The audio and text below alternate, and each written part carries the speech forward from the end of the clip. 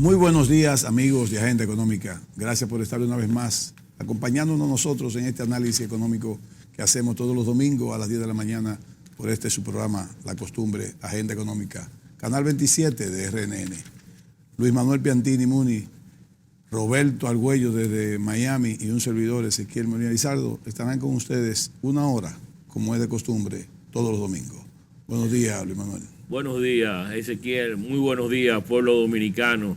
Que Dios me los bendiga a todos y me los cuide. Hoy no estará con nosotros Jairo Severino porque tiene un compromiso privado. ¿Y de vacaciones? No, no es de vacaciones. Pero está con nosotros, como le decía de la introducción, Roberto Argüello. Buenos días, Roberto. ¿Qué tal, Ezequiel? ¿Qué tal, Luis Manuel? No se oye mal. Bien. Buenos días, pueblo dominicano. El retorno acá. Desde Miami.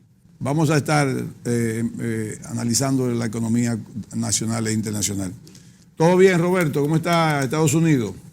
Todo está excelente. Están pasando muchísimas cosas aquí en Estados Unidos, pero si quieren, comiencen ustedes y yo después les doy un pequeño resumen de la situación económica también que está sucediendo en Estados Unidos. No, si en verdad quiero empezar contigo. Sí. Yo quiero que tú empieces el programa que tú con comiences. ese resumen económico de cómo va la economía norteamericana, cómo va el COVID, cómo va todo. ¿Cómo va la parte latinoamericana que tú conozcas? Perfecto, mira, vamos a hablar del tema político en Estados Unidos y el tema económico, y porque ambos tienen un fuerte impacto en República Dominicana. En el tema político, como ustedes saben, todos los días sale en todos los canales de televisión la enorme cantidad de personas que están migrando de Honduras, El Salvador y Guatemala.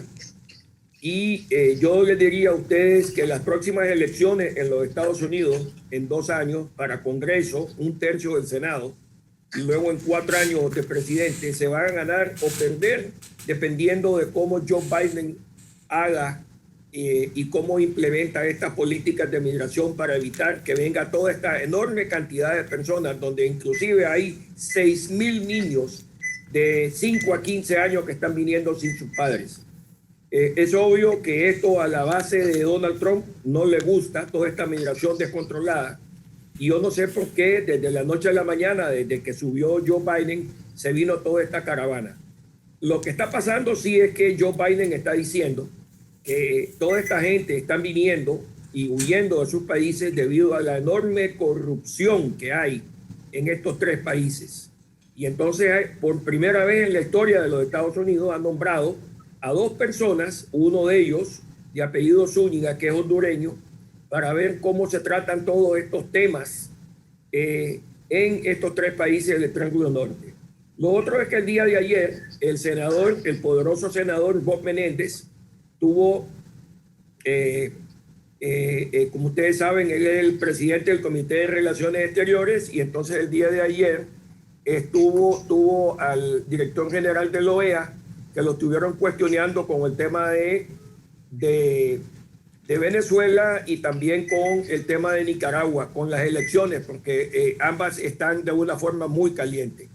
Lo otro que está pasando en los Estados Unidos es que el precio de la gasolina está subiendo de una forma ascendente. Creo que eso ya lo tocamos la semana pasada, y eso se debe a que la economía de los Estados Unidos se ha estado reactivando, y además la cantidad de inventario de gasolina se había bajado, ¿verdad? Porque como ustedes saben, cuando vino la pandemia, los tanqueros, la gente dejó de manejar, dejó de utilizar los autos, entonces hubo un surplus enorme de gasolina, y eso lo que sucedió fue que inclusive los barcos tanqueros no tenían a dónde desembarcar tanta gasolina que se estaba produciendo, y lo que pasó fue que entonces se cortó la producción de petróleo, y eso ha afectado pues la gasolina. Entonces la gasolina está subiendo fuertemente en los Estados Unidos, ha subido casi un 40% desde que Joe Biden asumió la presidencia de Estados Unidos, y eso se debe a que no hay inventario de gasolina, y luego de que la cantidad de petróleo que se estaba sacando pues no es lo suficiente.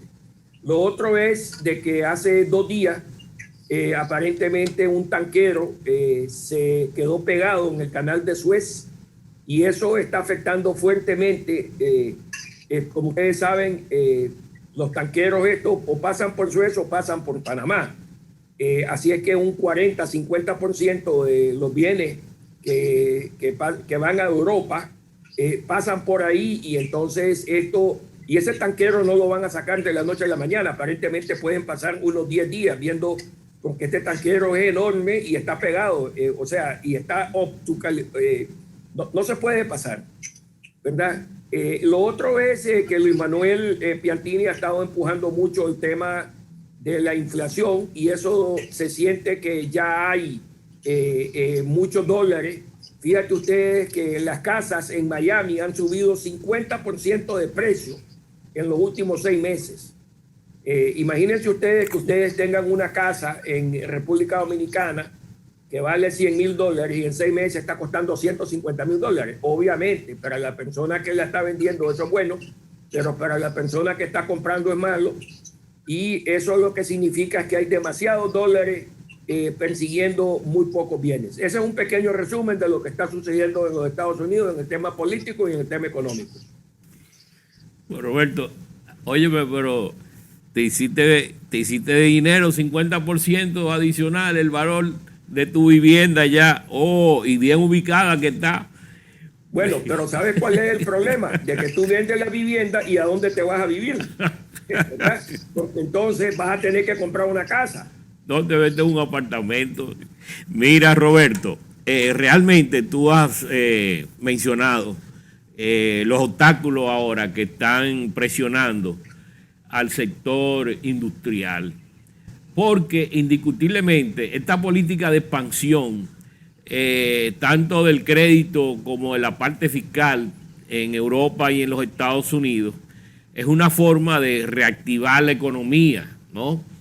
Y colocarla por lo menos a su nivel de potencial, aunque los Estados Unidos parece que va a pasar. Pero ¿cuál es el problema de ahora? Tú lo has dicho, hay un problema de insumo, oferta de los insumos para la producción, que se está volviendo errático, escaseando y aumentando el precio, por una diversas razones. Primero, el problema es de los contenedores y China, que lo mencionaba Ezequiel en la pasada semana. El otro es el asunto de los semiconductores, de los chips, chips. Miniconductores. Sí, con la fábrica esta japonesa que cogió fuego, que eso está afectando la producción de automóviles, que es una gran industria a nivel mundial. Y lo otro es lo que tú mencionas, lo del barco que encalló en el canal de Suez, que suple principalmente a Europa, porque prácticamente para lo que viene a los Estados Unidos a través del Asia, viene por el canal de Panamá, ¿no? Va a la costa oeste o a través del canal de Panamá. Entonces, eso posiblemente pueda mermar el crecimiento que se está estimando que va a tener la economía mundial y pueda reducir, y más con el problema que hay en Europa, de los toques de queda que hay por el problema del COVID, que no y la insuficiencia en términos de vacunar a la población. La población en los Estados Unidos ya hay un 30 y pico % de población vacunada, igual que pasa en la Gran Bretaña, pero en Europa el porcentaje es muy reducido, no un 10%, no llega, yo creo. Entonces hay un problema en términos de dinámica entre la expansión que se ha dado de recursos para que aumente la economía, la falta de disponibilidad de insumos para que esa economía pueda procesarlo y el sector industrial producirlo y ponerlo en el mercado, y por otra parte el problema que hay en Europa. O sea que todavía hay cierto tipo de incertidumbre sobre lo que va a pasar, lo que está pasando en el mercado y lo que puede pasar en el mercado en lo que resta del año. No, fíjate que yo estoy 100% de acuerdo con todo lo que mencionaste, ¿verdad? Y sí, la presión inflacionaria en los Estados Unidos se siente. Tú conoces una persona, amiga de nosotros, que tiene un Jeep, solo para dar un ejemplo, para que lo entienda el pueblo, Él compró ese Jeep hace 2 años en $48,000. Fíjate que lo llamaron por teléfono porque, como tú mencionaste, los chips está causando que haya falta de autos. Y fíjate tú de que esa persona hoy vendió el Jeep, no vas a creerlo, en $42,000. O sea que en 2 años solo se le depreció el Jeep $6,000. Y eso, o sea, es increíble porque lo que hubiera pasado en el pasado, Luis Manuel y Ezequiel, es que ese Jeep que costaba $48,000 en Estados Unidos, se pudiera haber depreciado por lo menos un 40-50% en 2 años. Y fíjate que solo bajó $6,000 de 48. Y eso se debe a que no hay inventarios en los dealers de automóviles. Fíjate que yo me quise comprar un auto este diciembre y lo cierto es que habían 3-4 autos nada más, cuando antes habían 10, 15, ¿verdad? Y fíjate tú también de que debido a que no tienen auto, el vendedor nunca me ha llamado por teléfono de vuelta a decirme, oye, ya llegaron más autos, porque no han estado llegando los autos. Ahora, aquí hay una situación y nosotros somos economistas. Viene el debate, ¿qué es más importante? Defender el empleo o la inflación, ¿verdad? Porque ustedes saben muy bien que los economistas tratan de mantener un balance entre la inflación y el desempleo. Pero en estos momentos el Banco Central de Estados Unidos ha determinado que es más importante que la gente esté empleada que hay inflación. No sé qué consecuencias tiene eso en República Dominicana. Yo te quiero hacer una pregunta para confirmar. El estado de Miami cerró, hizo toque de queda, creo que por primera vez. De hecho, mucha gente que había cogido para Miami porque no había tantas restricciones, se sorprende que de pronto la hay. ¿Cómo ha estado eso con el toque de queda? Bueno, es que mira, lo que pasa es que también los que vivimos en Miami no entienden Miami. Aquí hay un condado que es el Gran Condado de Miami. Y dentro de ese Gran Condado de Miami está la ciudad de Miami, la ciudad de Coral Gables, el sur de Miami.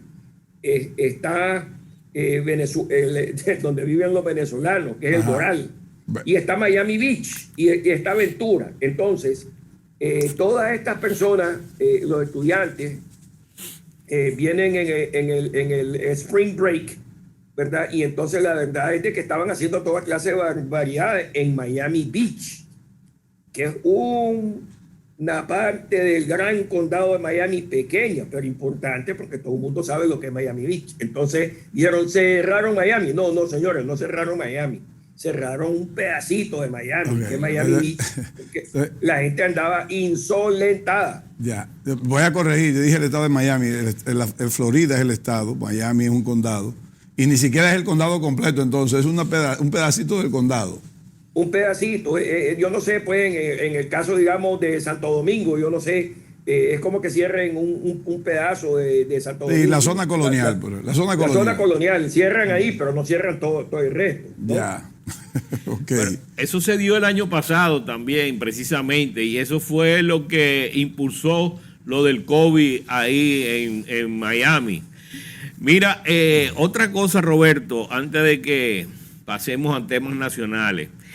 En el programa anterior, si tú mal no recuerdas, nosotros mencionamos el caso de que la Yellen había propuesto al grupo de los 7 la emisión de derechos especiales de giro del Fondo Monetario Internacional, que es una moneda virtual del Fondo Monetario Internacional, pero esa emisión de derechos especiales y de giro, si se emiten 100 y tú tienes una cuota de 10%, te tocan 10.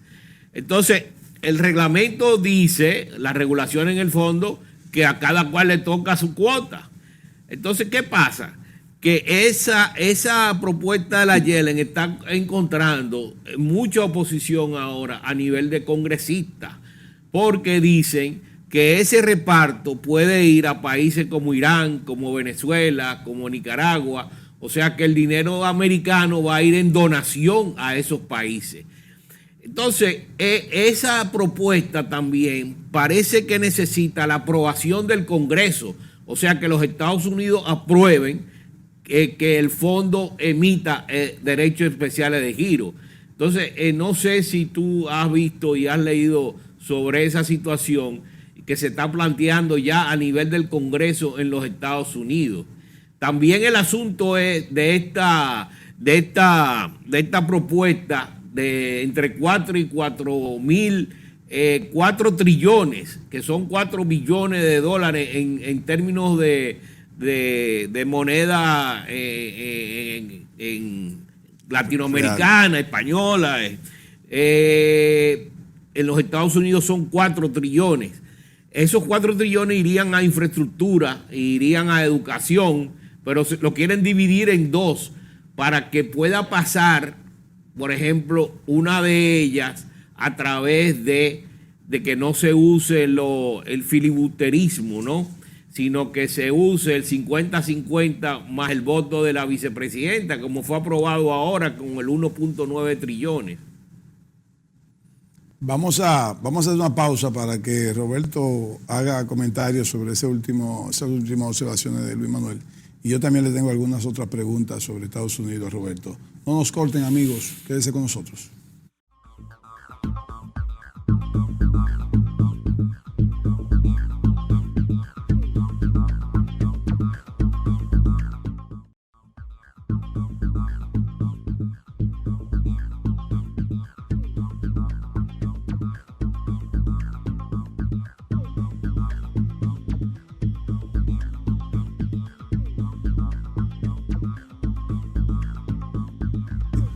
Continuamos con su programa Agenda Económica. Luis Manuel Piantini Múnich, un servidor Ezequiel Molina Lizardo, y desde Miami Roberto Argüello por vía Zoom.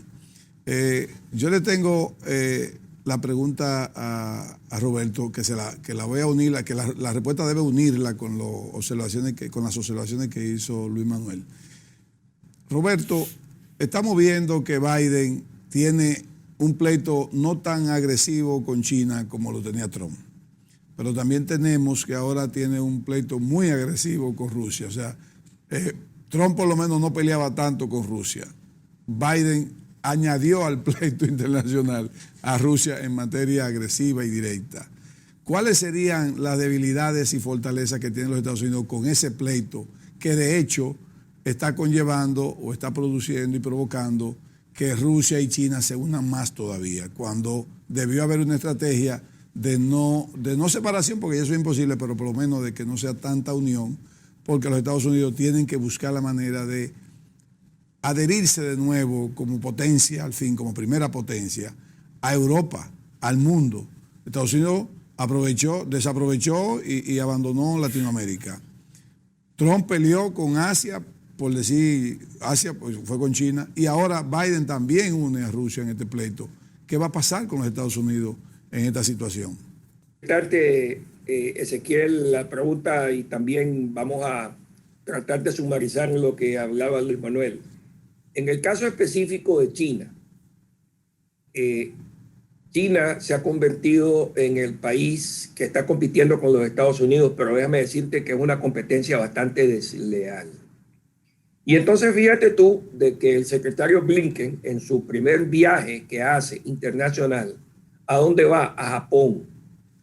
¿Y con quién se reúne? Se reúne con Australia, Japón, ¿verdad? Y se ha dado cuenta Blinken de que entre Japón, Australia y tal vez un par de aliados más en Asia, hay más población y tiene 2 veces el Producto Nacional Bruto entre todos esos países, junto con Estados Unidos, que China. Entonces, lo primero que está haciendo la administración Biden es sumando aliados para enfrentar a China en múltiples campos, sea económico como el tema militar, porque en el tema militar China ha invertido muchísimo dinero en tener una flota naval que hoy es tan poderosa como la de los Estados Unidos. Ese es un tema. El segundo tema es de que fíjate tú de que Blinken se anticipa a todas las locuras que hace Rocketman. Y casualmente, el día de ayer, Rocketman, el señor King, soltó una serie de cohetes que le pasaron cerca a Japón. Entonces, dentro de la política exterior de los Estados Unidos está la parte económica, pero también está la parte de Corea. Y los Estados Unidos saben que Corea depende 100% de China.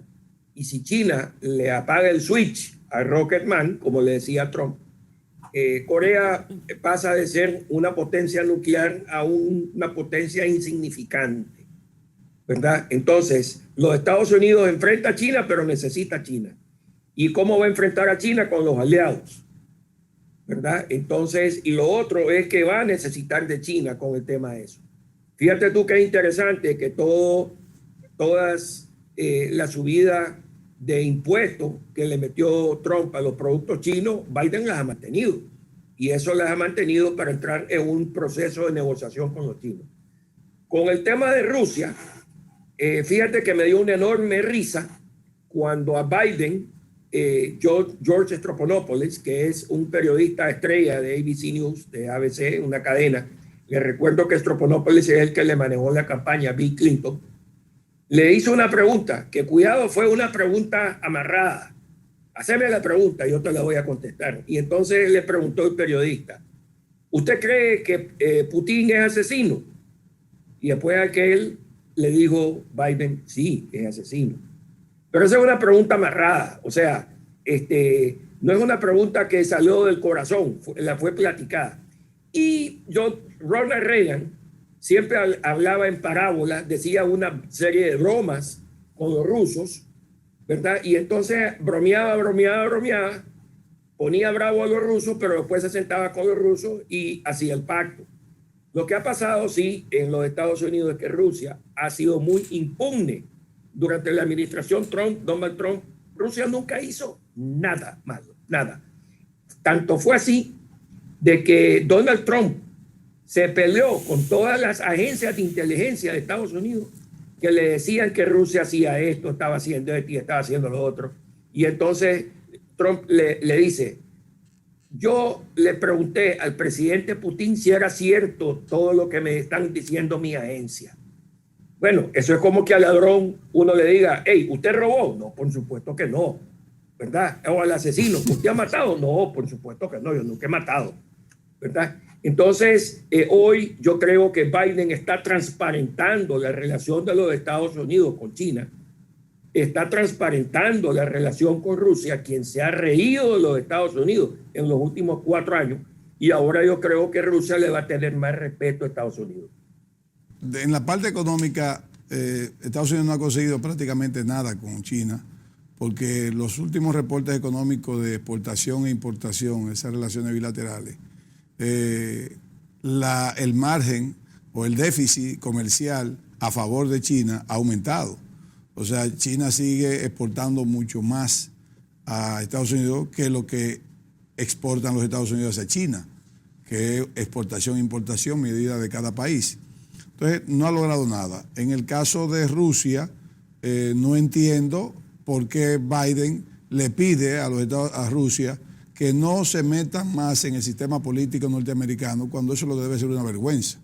O sea, una potencia diciéndole a Rusia, no te inmiscuyas. O sea, ¿cómo tú admites que Rusia tuvo la capacidad tecnológica de espionaje o de cualquier forma de inmiscuirse y de incidentar e influenciar los resultados de unas elecciones norteamericanas?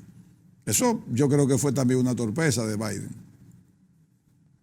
No, al contrario, fue una cosa brillante, porque te recuerdo que lo único importante para Biden es mantener el poder, porque poder es poder. Y lo único que quiere Biden es lanzarse a la presidencia en los próximos 4 años. Biden tiene 78 años, en 4 años va a tener 82. Y ya se está diciendo en la Casa Blanca que se va a volver a lanzar. Bueno. O sea, quien está pensando. Y ahora, dicho eso, él tiene, fíjate bien que Donald Trump era Superman. Y entonces ahora Biden tiene que demostrar que él también la tiene, ¿verdad? Así es que la base de los demócratas, de los republicanos, están esperando que este presidente sí tenga palabra fuerte contra Rusia.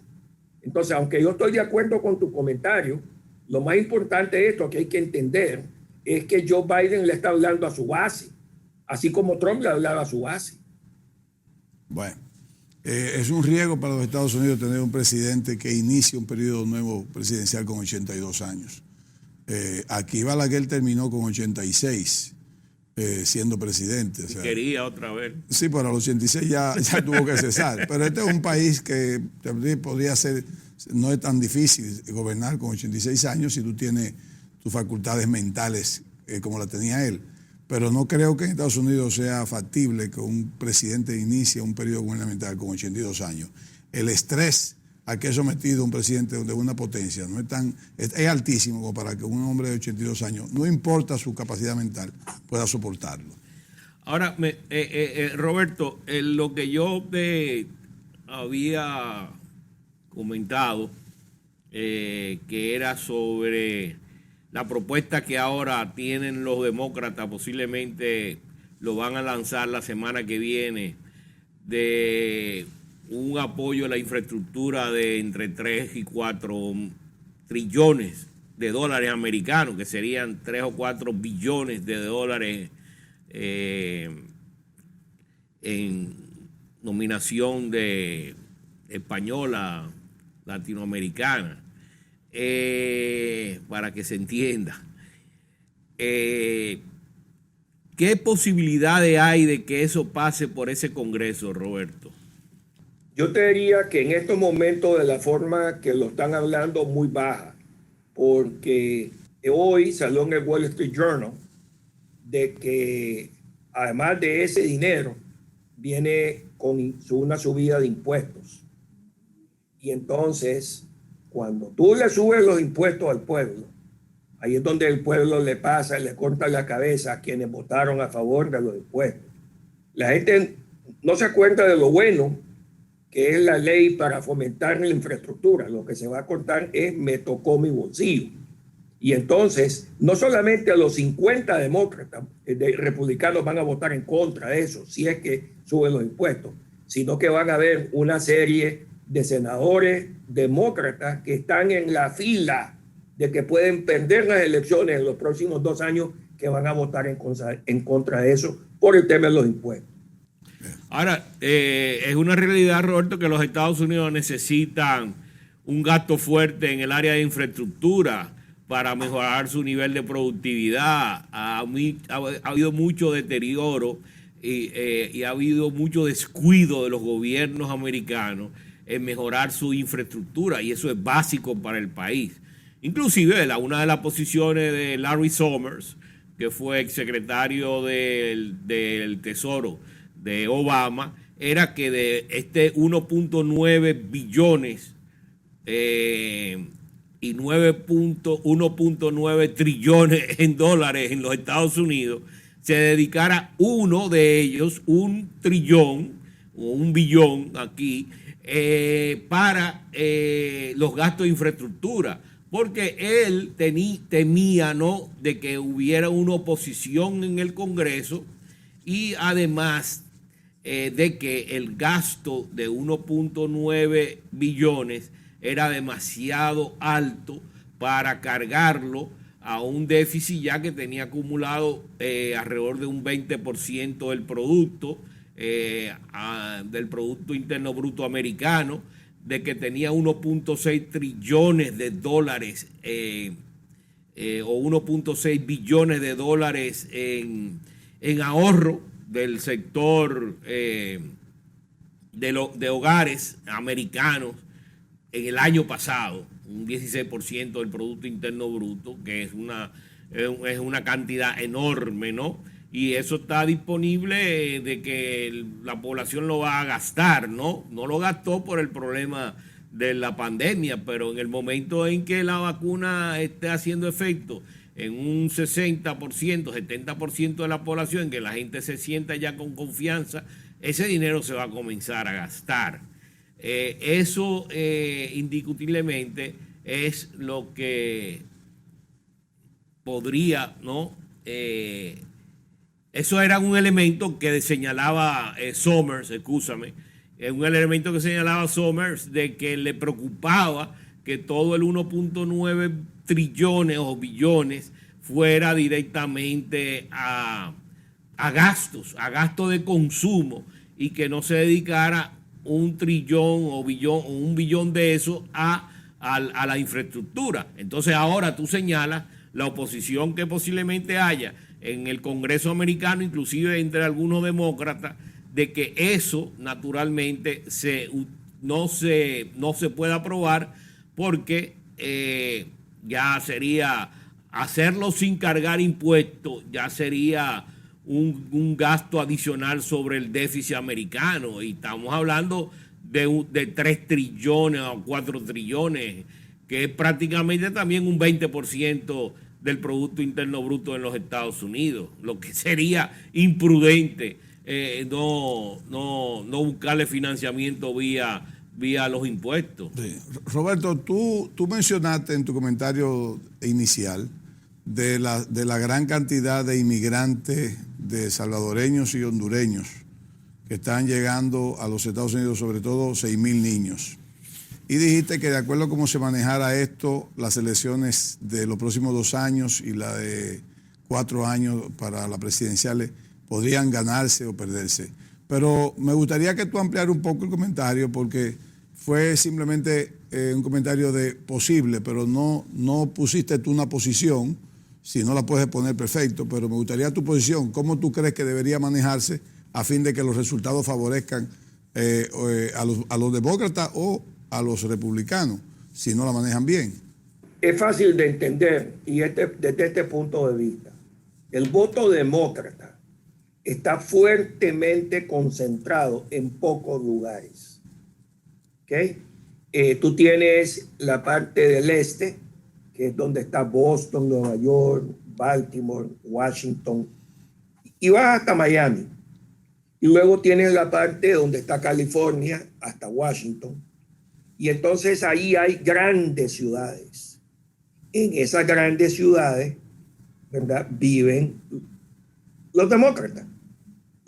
La gente que tiene mucho dinero, los judíos, los hispanos, los morenos, ¿verdad? Y luego también en el centro de Estados Unidos, ciudades como Chicago, Minneapolis, Atlanta, Dallas, donde hay grandes cantidades de demócratas. Si tú pintaras Estados Unidos, tú pintarías eso en azul, pero el resto es rojo, totalmente rojo, republicano. Por eso, a pesar de que Biden le sacó a Trump 8 millones de votos, fíjate tú de que perdió el Congreso. O sea, perdió alrededor de 11 congresistas que pasaron de ser demócratas a republicanos, ¿verdad? Entonces eso es lo interesante de Estados Unidos. Y lo que pasa es que esa gente rojo es la base que Trump habló, y la habló fuerte. Cuando Donald Trump se declaró candidato a la presidencia, lo único que hizo fue insultar a los mexicanos y a los hispanos. Y yo dije, qué barbaridad, este tipo está loco. Yo no creo de que la gente vaya a votar por él porque está haciendo comentarios racistas. Pero ¿saben qué? Eso le cayó en gracia a mucha de esta gente. Te voy a hacer una analogía, Ezequiel. En Guatemala, hace como 20 años, una persona de que corrió para presidente, Portillo, y en un debate le dijeron y le preguntaron, ¿usted mató a 3 personas? Y contestó, sí, yo los maté y los volvería a matar, porque los que maté fueron unos mexicanos que insultaron la bandera de Guatemala. Y ya te creen que el pueblo votó masivamente por él, ¿verdad? Y por supuesto que fue un pleito callejero donde este tipo sacó la pistola y le pegó 3 balazos a 3 pobres mexicanos. Pero como el pueblo de Guatemala se identificó que un guatemalteco defendiendo el honor y sacó la bandera de Guatemala, pues déjame decirte que el pueblo votó masivamente por ese presidente, que a propósito terminó en la cárcel, ¿verdad?, en Estados Unidos. Entonces, eso es lo que está pasando en los Estados Unidos. Entonces, toda esta gente que está viniendo desde Guatemala, desde El Salvador y desde Honduras, en caravanas. Fíjate tú que en las noticias nacionales, en los últimos 10 días, las noticias nacionales son 30 minutos y eso le dedican 10 a la crisis que hay en la frontera. Entonces esa cosa está caliente en los Estados Unidos. Y por eso yo creo de que el tema de migración está súper caliente en los Estados Unidos, y ahí es donde se va a ganar o se van a perder las elecciones del Congreso el próximo año. Bueno, lo que pasa es que los latinoamericanos, sobre todo los centroamericanos, entendieron que ganó un hombre que iba a ser mucho más permisible con el asunto de la inmigración. Vamos a ver, como dice Roberto, a ver cómo lo manejan, porque de ahí depende que ellos se queden en el poder en la próxima periodo, que estamos hablando que sería en el 2024.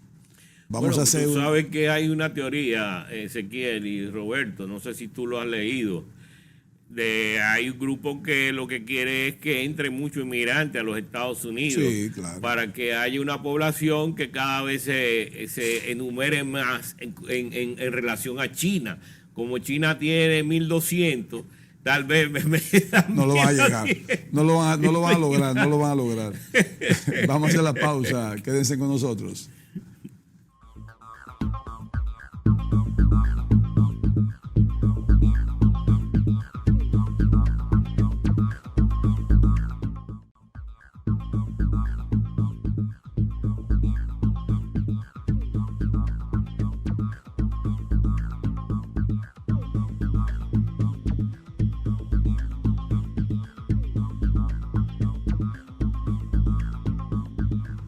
Continuamos con el programa Agenda Económica.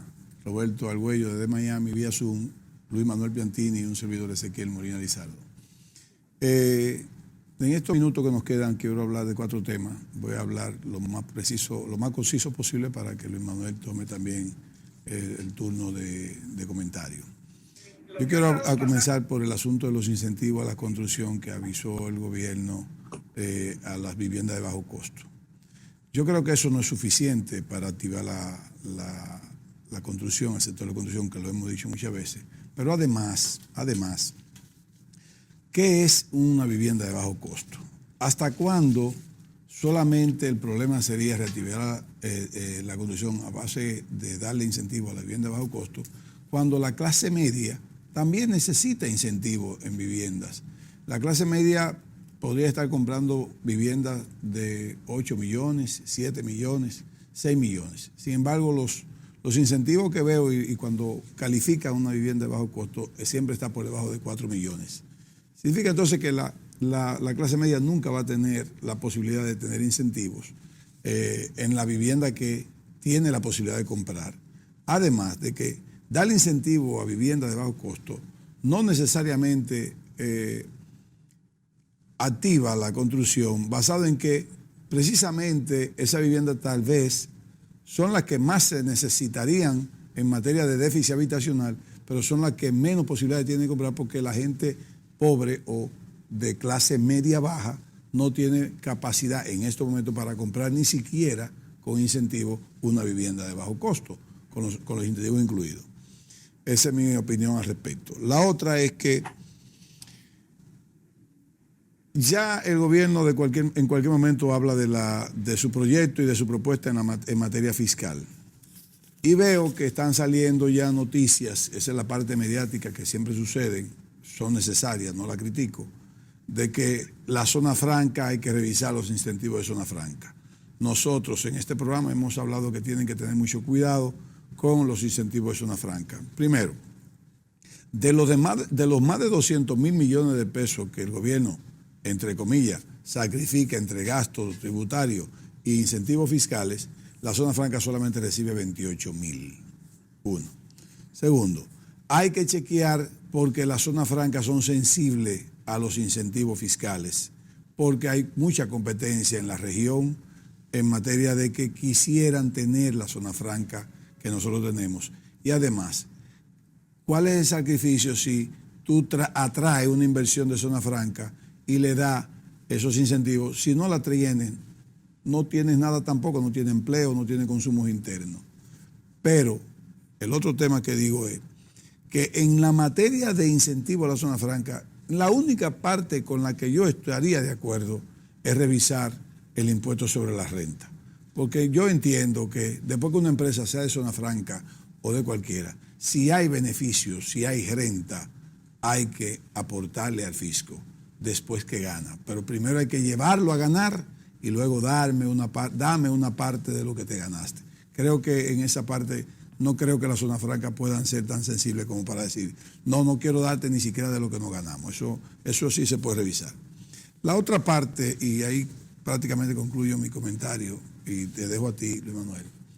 El economista Pavel Issa, que ha visitado mucho este programa, que ahora es viceministro de Economía del Ministerio de Economía, habló, no sé si lo cogieron fuera de contexto o fue exactamente eso que él dijo, de que la política monetaria está agotada y que ya es el turno de la política fiscal.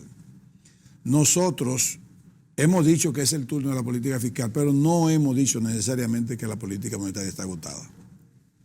Lo que entiendo yo es que tal vez él quiso decir, porque lo ha dicho en este programa y nosotros lo hemos dicho también, porque es una tesis de por lo menos mía, para dejar a Luis Manuel que diga su posición, es que ciertamente los gobiernos de Leonel Fernández, el de Danilo Medina, los de Danilo Medina y aunque parece ser que finalmente va a implementar la política fiscal nueva, ese pacto fiscal, han dejado el peso sobre la política monetaria de todo el sistema económico, de todo el modelo económico de la República Dominicana. O sea, el modelo económico de la República Dominicana recae sobre la espalda de la política monetaria. Y nosotros siempre hemos dicho que había que hacer un gran sistema fiscal y tributario a fin de que con el buen manejo de la política monetaria que hemos tenido,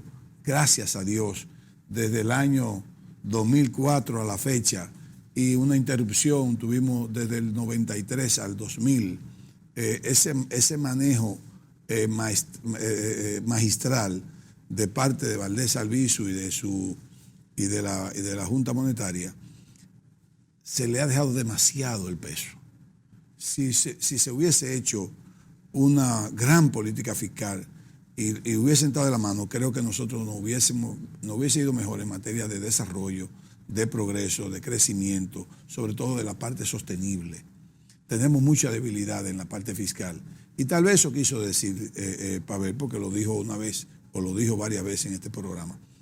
Pero bueno, lo que salió en la prensa es que él dijo que está agotada y lógicamente el Banco Central tenía que poner su posición. Ya la puso, ya dijo que de ninguna manera, y es verdad, no está agotada.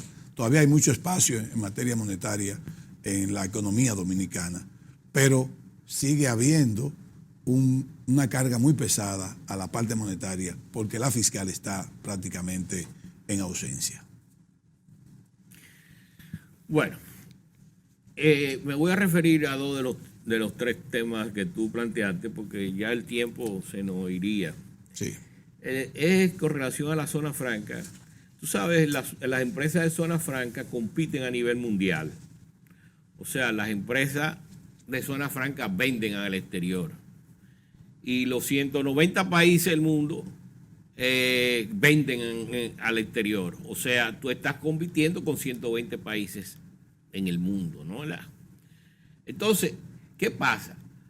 Los márgenes de rentabilidad de las empresas de zona franca son muy reducidos. Porque cuando hay margen muy grande, entonces hay muchas empresas que se crean para poder comer de ese margen grande. Entonces, ¿qué pasa con ese margen reducido? Que ahí las empresas, inclusive las rentabilidades de las empresas, no son tan altas como si fueran empresas que tuvieran un mercado protegido. Si tú tienes un mercado protegido y cautivo y tú tienes aranceles de un 40, como es el arancel de aquí, el arancel que se llevó ante la Organización Mundial de Comercio, el arancel tope vendría siendo 40% en República Dominicana. Entonces, ese 40% de un producto que tenga un arancel de 40% te protege a esa empresa nacional frente al precio de ese producto en el exterior, porque le va a costar 40% más colocarse en el mercado nacional.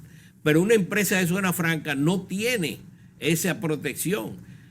Fuera, al contrario, lo que tiene son muchas empresas y algunas de ellas posiblemente tienen subsidios, como se señala que las empresas chinas podrían tener subsidios de algunos costos en tasa de interés, en gastos de energía eléctrica, una serie de gastos que tal vez el gobierno le puede ya dar una serie de estímulos, de subsidios, y eso es que los americanos critican algunas empresas que son prácticamente las que están en manos del Estado, en China, y por eso no le han reconocido una economía de mercado ante la Organización Mundial de Comercio. Entonces, cuando tú le quitas esos incentivos a la zona franca, te lo va a dar a Guatemala, se lo va a dar a Honduras, se lo va a dar a Costa Rica, que por cierto, estaba leyendo un artículo en el Wall Street Journal hace un día o hace 2 días, donde se señala de un gran programa industrial que van a llevar los Estados Unidos a esos países, ¿no? A esos países del norte de Centroamérica. Esos países del norte de Centroamérica, como señalaba Roberto, son los que mandan las migraciones hacia los Estados Unidos. Entonces los Estados Unidos tienen que parar esas migraciones a través de que, para este presidente demócrata y su equipo, a través de crear empleo en esos países. Entonces República Dominicana, si comienza quitando incentivos y hablando de incentivos, que ese es el problema, que hay organismos internacionales que vienen aquí a hablar y a boicotear, porque cuando tú dices que vas a quitar incentivos, el que venga a instalarse en una zona franca lo piensa 10 veces en este país ahora mismo. O sea que eso ni debería de estarse hablando, porque eso lo que va es a llevar zona franca a otros países. Porque un inversionista que diga, pero ven acá, mira, están hablando de que van a quitar los incentivos, y si es verdad que lo quitan cuando venga la reforma fiscal dentro de 2 años, dentro de 1 año, yo me voy a instalar ahora. No tengo protección. Entonces me voy para otro mercado. Claro. Que eso es lo que puede pasar, que tú estás señalando que hay subsidios, pero ¿subsidios de qué? Porque no existirían esas zonas francas, entonces no hubiera subsidios, ni hubieran empleo, ni hubiera exportación, que son las empresas que están exportando ahora. La exportación dominicana ha crecido a través de esas empresas. Y del pastel es un 12%. Entonces, fíjate el problema tan grande. Cuando tú hablas en la prensa y comienzas a llevarte lo que te dicen organismos internacionales que no van a otros países a decir, porque que vayan a México y se lo digan a los mexicanos, que a la maquiladora le quiten los incentivos, pero que se lo quiten ellos primero y después nosotros lo quitamos. Aquí hubo algunos periodistas económicos, políticos y congresistas que dijeron que quitando todos los incentivos fiscales y gastos tributarios, con eso se resolvió el problema del déficit. Bueno, pues que quiten los incentivos, que se van a quedar sin empleo y se le va a ir la producción a ¿cuánto exportamos nosotros, las empresas nacionales? Las empresas nacionales no exportan prácticamente, no tienen la velocidad, el dinamismo que tienen las empresas de zona franca. ¿Por qué? Porque tienen muchísima traba internamente, se les es dificultoso exportar, y por eso nosotros hemos planteado que el país entero se convierta en una zona franca. Hay algunos que temen que el problema es que la Organización Mundial de Comercio, que en términos de subsidios, sí, pero aquí no hay subsidio para zona franca. Aquí no hay subsidio para zona franca. Porque a la zona franca, cuando tú exportas, tú no puedes pagar impuestos porque estás pagando impuestos de exportación, ¿no? Entonces estás afectando el precio de tu producto. Bueno, el segundo tema no te va a dar tiempo. Bueno, no me da tiempo. Ya me hicieron señales de que el segundo tema, pero te estamos planteando con el asunto de Pavel, ¿no? ¿Verdad? Sí. Que es verdad que el peso del año pasado de la política monetaria fue la que realmente evitó que en este país cayera más el producto. Así es. Entonces, Pavel lo que está diciendo, bueno, vamos, pero este año le corresponde a la política fiscal. Sí. Y hay un elemento importante que salió en estos días, que la política monetaria y el crédito beneficia muy poca porcentaje de la población, mientras que la política fiscal es mucho más amplia. Vamos a hacer en el próximo programa un comentario más amplio al respecto. Así que muchas gracias, amigos, por mantenerse con nosotros. Gracias por su presencia. Hasta la próxima. Que Dios lo bendiga.